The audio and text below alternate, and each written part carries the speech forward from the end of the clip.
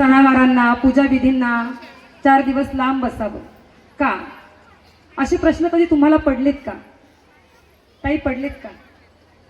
प्रश्नाचं उत्तर शोधण्याचा कधी आपण प्रयत्न केलाय का? काय वाटतं तुम्हाला? आपको जो ये सवाल कभी आपके मन में आए हैं क्या? आप बोलिए। मैं कुछ भाषण देने नहीं आई, मुझे आपसे कुछ बातचीत करनी है और आज का दिवस उसके लिए बहुत खास है, ऐसा मुझे लगता है। तुम्हाला जर हे प्रश्न पडले असतील तर खरंच तुमचं कौतुक, आणि नसेल चलता है चलने दो, सदियों से चलता आ रहा है, हम भी वैसे ही करेंगे। मला वाटतं आपण सगळ्यांचा समज हाच आहे आणि म्हणूनच मी हा विषय घेतलेला आहे। मी या प्रश्नांची उत्तर शोधण्याचा प्रयत्न केला आणि तेव्हा मला जे काही दिसून आलं ते मी तुमच्यासमोर मांडणार आहे। काही बदल काही चूक वाटली तर मला नक्की सांगा। तुमच्याकडे जर जास्तीची माहिती असेल तर तीही आपण ऐकूया। काही धर्मग्रंथांमध्ये मासिक पाळीबद्दल काही उल्लेख आहे आणि ते त्या काळातील समाज व्यवस्था आणि स्वच्छतेच्या परिस्थितीशी निगडीत होते। मनुस्मृतीमध्ये असं म्हटलं गेलंय की त्या 3-4 दिवसात स्त्रीने विश्रांती घ्यावी आणि त्याचा मुख्य उद्देश शरीराला आराम देणं हा आहे। गरुड पुराण सांगते की त्या काळामध्ये धार्मिक विधी टाळावेत कारण शरीर शुद्ध नसतं, अशी त्या ग्रंथाची समजूत आहे किंवा त्याच्यात तसं लिहिलेलं आहे। स्कंद पुराण म्हणतं की त्याला विश्रांती मिळावी म्हणून मग देवाचं नाव घेऊन की बाबा तू सक्तीने विश्रांती कर, हाच त्याच्या मागचा वैज्ञानिक हेतू आहे। पण तो आपण विचारत घेत नाही आणि मग त्याला काहीतरी वेगळंच नाव देऊन शिवाशिवी, देवाचं असं केलं तर पाप होईल, असं काहीतरी पूर्वापर चालत आले, त्याला काहीच आधार नाहीये, कुठे लिखित स्वरूपात नाहीये। मग का आपण जर जुन्या सती प्रथा आपण सोडली, आता जातात का कोणी सती? नाही ना, काही पद्धती सोडल्या ना आपण, मग ही का धरून ठेवली? हा माझा प्रश्न आहे। पूर्वीच्या काळी स्वच्छतेच्या सोयी नव्हत्या, सॅनिटरी नॅपकिन नव्हते, पाण्याची कमतरता असायची आणि म्हणून संसर्ग होऊ नये म्हणून महिलांना ते 4 दिवस बाबा वेगळे बस, आणि पूर्वीच्या महिला खूप जाणत्या होत्या जेव्हा मातृसत्ताक पद्धती होती। पण आता काहीतरी भलतच झालंय, आपण आधुनिक बनलोय पण वैचारिक गुलामगिरी मात्र ह्या विषयाशी तरी निगडीत तशीच आहे असं मला वाटतं। धार्मिक ग्रंथांनी आपल्याला तो आधार दिला होता, पण आपण त्याचा आपल्या सोयीनुसार आपल्यातीलच काही लोकांनी अर्थ काढला आणि स्त्रीला कसं मागं खेचता येईल हे तिथं पाहिलेलं आहे। आज प्रत्येक क्षेत्रामध्ये महिला काम करतात, दुकानात करतात, फुल मार्केटमध्ये तुम्ही बघा, हार बनवणाऱ्या महिला आहेत, पापड बनवणाऱ्या महिला आहेत। मग का तुम्ही त्यांना विचारून जाता का त्या 4 दिवस तू बाहेर बसली होती का? बसली होती का? घेता ना तिच्याकडून पापड, घेता ना तिच्याकडून पोळी भाजी, घेता की नाही? मग ते तुम्हाला चालतं आणि मग 4 दिवस महिलेने का बाहेर बसावं? हे एक धार्मिक कारण मी तुम्हाला तिथे सांगितलं। खरं तर असं आहे की आपल्या शरीरातून जे रक्त जातं त्या रक्तातूनच एका गर्भाची निर्मिती होते। देवाने स्त्रीला दिलेली ती देणगी आहे। आपण विश्वाच्या निर्मिती आहोत, हम बागबान है इस कायनात के। मग तुम्ही मला सांगा, आपण अपवित्र कसे काय? ते रक्त पवित्र कसं काय? याचा विचार आपण करायला पाहिजे। आणि ज्या देशामध्ये दुर्गा आहे, महाकाली आहे, त्याच देशामध्ये स्त्रियांना पूजा करण्यास मनाई आहे। किती थोर विटंबना आहे। एकदम स्पष्ट आणि सरळ बोलायचं झालं तर आपल्याला कळतं, पण आपल्याला वळत नाही। आता मी वैज्ञानिक कारण सांगते। आपल्या शरीरामध्ये जे हार्मोनल चेंजेस होतात, मूड स्विंग्स होतात, चिडचिड होते, आधीच आपलं शरीर कमकुवत, त्याच्यात एखादी महिला जड कामं करू नये। आणि आजच्या काळात, आधुनिक काळात आपले काही विज्ञान आणि डॉक्टर सांगतात की मासिक पाळी ही एक नैसर्गिक प्रक्रिया आहे। जसं आपल्या शरीरातून मलमूत्र विसर्जन होतं, घाम येतो, त्याच प्रकारची ही एक क्रिया आहे। पूजा करणं, देवाचं नाव घेणं, ह्या सगळ्या मनाच्या गोष्टी आहेत, आपल्या मनावर ते अवलंबून आहे। जर आपली तब्येत ठीक असेल तर आपण स्वयंपाक करू शकतो, इतर कामं करू शकतो। काही महिलांना खूप त्रास होतो आणि त्यांनी आराम करावा, हा त्याच्या मागचा उद्देश आहे। खरं तर हे सगळं आपल्या श्रद्धेवर आणि आपल्या वैयक्तिक निवडीवरचा विषय झालेला आहे, पण काही लोक मानायलाच तयार नाहीत हो, आणि त्याच्यामुळे आपल्या मुलींना पण आपण संभ्रमात टाकतो। आपण तो उत्तर शोधली नाही, पण आताच्या मुली प्रश्न विचारतात, त्यांनाही आपण दाबतो आणि त्यांना तुम्ही दाबू नये त्यांच्या प्रश्नांना तुम्ही उत्तर द्यावी म्हणून हा प्रश्न तुमच्यासाठी. आता पूर्वीच्या काळी कसं होतं की महिलांना खूप शारीरिक कष्टाची कामं होती. पाणी धुवून आणावं लागायचं, दळणकाण, हाताने कपडे धुवून, मशिनी नव्हत्या, सगळ्या हाताने दळण जातं. मग ही कामं करत असताना घरातील ती महिला राब राब राबते, तिच्या मनाची चिडचिड, घालमेल, प्रचंड त्रास होतो त्या दिवसांमध्ये. श्रेष्ठ आहे आणि ते सिद्ध करण्यासाठी हीच वेळ आहे. आपण महिलांनीच आता हे जुने विचार मागे सोडूया आणि या बाबतीतही समानता ठेवूया. एक लक्षात घ्या, दैनंदिन जीवनातला एक प्रसंग सांगते. दिवाळी आहे, घरामध्ये मस्त महालक्ष्मीची पूजा चालू आहे. आई बाबा काका काकू 2 मुली पूजा करतायत.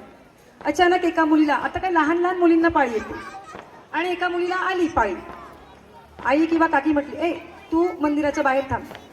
ती मुलगी छोटी आहे, ती तिथून बघते काय चाललंय, मला का पूजेत घेत, मी तेवढे छान छान कपडे घातले, मस्त सजली धजली.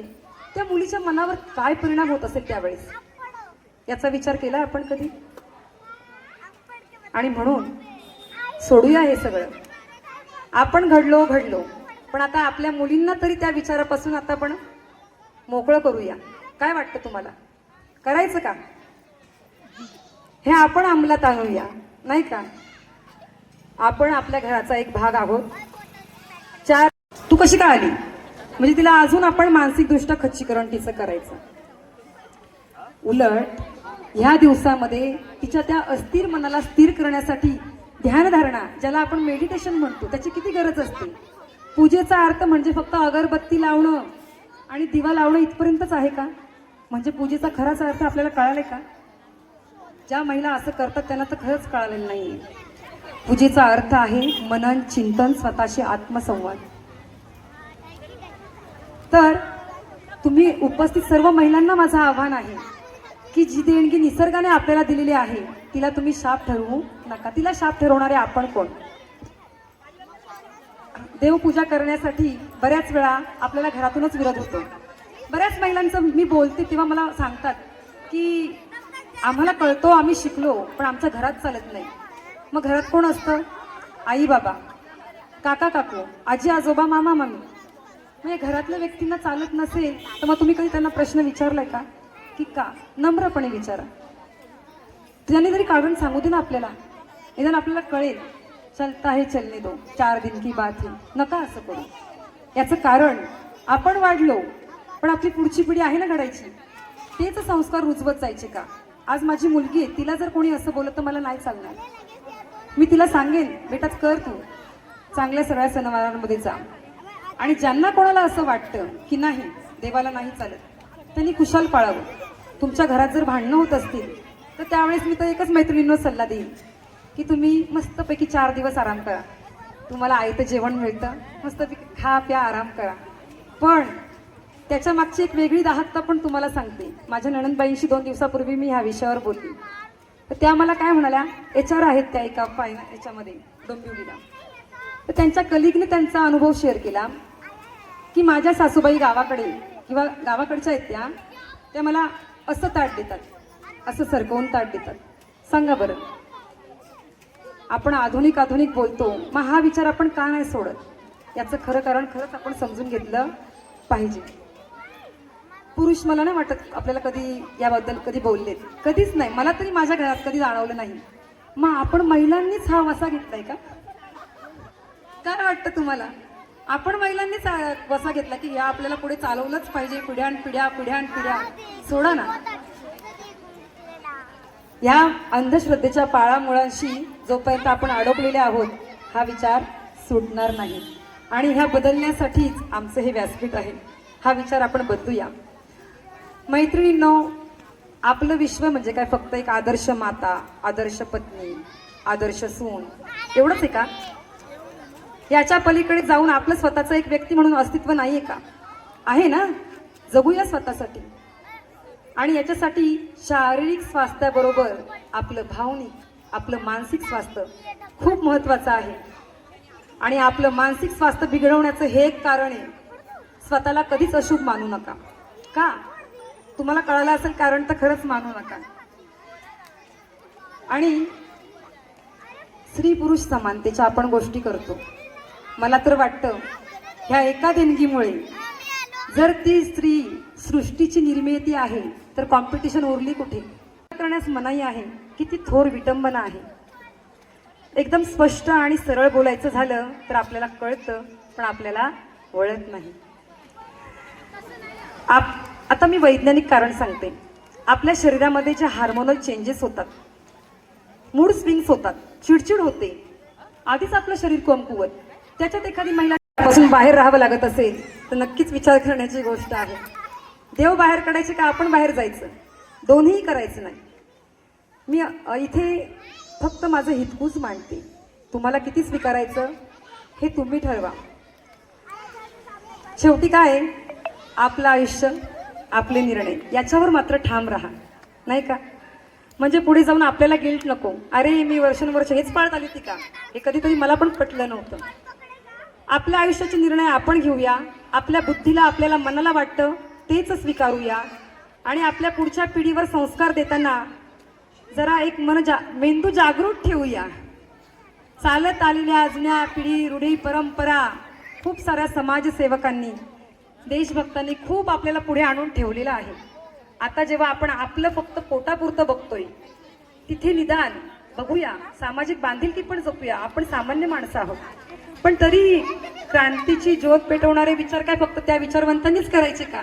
आपण कधी करायचे? एक सामान्य माणूस म्हणून आपली सुद्धा हक्कांबरोबर जबाबदारी येते की ज्या जुन्या चुकीच्या रूढी परंपरा आहेत त्यांना फाटा देऊया आणि आपल्या आयुष्याचे निर्णय आपण घेऊया. आणि मासिक पाळी हे शाप नाही, एक वरदान आहे. हा विचार मी या निमित्ताने तुमच्या पुढे मांडते. तुम्ही नक्कीच माझा विषय समजून घेतला असेल. याबद्दल कोणाला काही शंका असेल किंवा काही कोणाचं दुमत असेल तर नक्कीच त्यांनी मला येऊन भेटा, किंवा माझ्यासमोर तुम्ही आताही काही मांडलं तरीही मला चालेल.